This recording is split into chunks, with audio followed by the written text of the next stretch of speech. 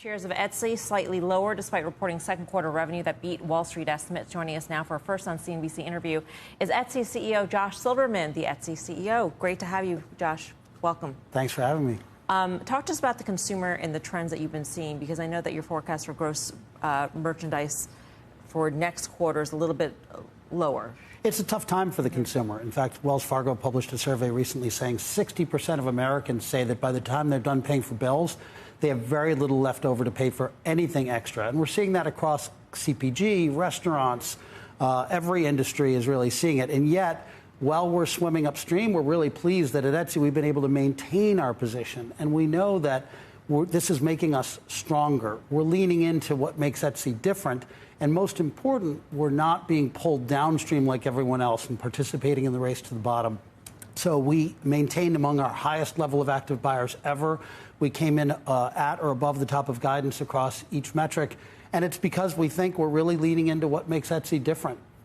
Talk to us about the loyalty program that you just recently announced. You're trying to get sort of the occasional buyer to come back more often. Yeah, so we announced that we will be launching a loyalty program in beta, an invite only, in September, where we're it's going to be a paid loyalty program where we're looking to take some of our occasional shoppers and really give them a reason to come back to Etsy a lot more often and start their shopping missions on Etsy instead of coming to Etsy just when they can't find it anywhere else. Why is it that you can't sort of shake that? I mean, I think of Etsy, and I think a lot of other consumers think of Etsy, and they think of, if you're looking for something unique, you know, handcrafted, you go there, but that's only an occasional thing. That's like for gifting. It's for very specific reasons. It's not just, you know, I have this much money to spend. I want to buy something for my household. I probably go to Amazon first.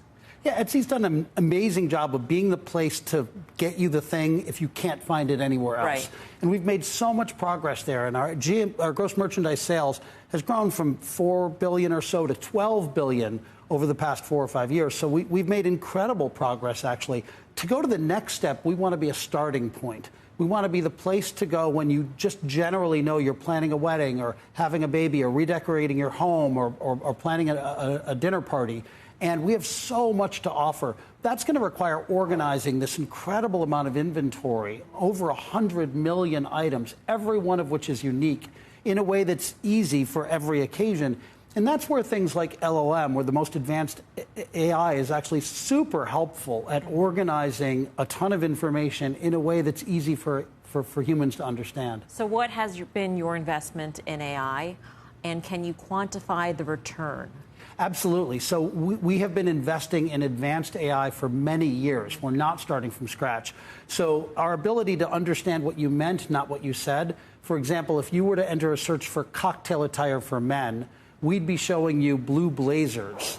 And we've been doing that for a while, even though there's no keywords in common. That's what we call neural network translator technology. It's the same technology that underpins LLM, and we've been doing that for years.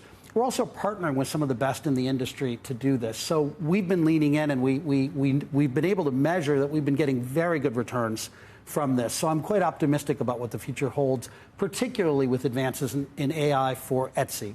When you start trying to be the place where people start their search, you then get into an arena where the competitors are much bigger and their spend on marketing is bigger. You're competing against an Amazon, you're competing, Target, Walmart, lots of different places. So are you thinking about it as a marketing spend to sort of get you into that category where consumers are thinking of Etsy first? When I joined Etsy, I think we had about $3 billion of gross merchandise sales. People said we were about as big as we could be, and how are you ever going to compete with Amazon? Now we have $12 billion of gross merchandise sales. And Etsy is the third most popular e-commerce site in America. Only Amazon and Walmart have more active shoppers. We have 91.5 million people who've shopped on Etsy in the last 12 months. Shopped and bought, or just shopped? Okay. Bought on Etsy in the last 12 months. 91.5 million, even in these very tough economic times, because we offer something really unique and something really different. Our opportunity now is to help people to understand that they can start their commerce mission on Etsy, and I think we have a ton of runway to grow from there.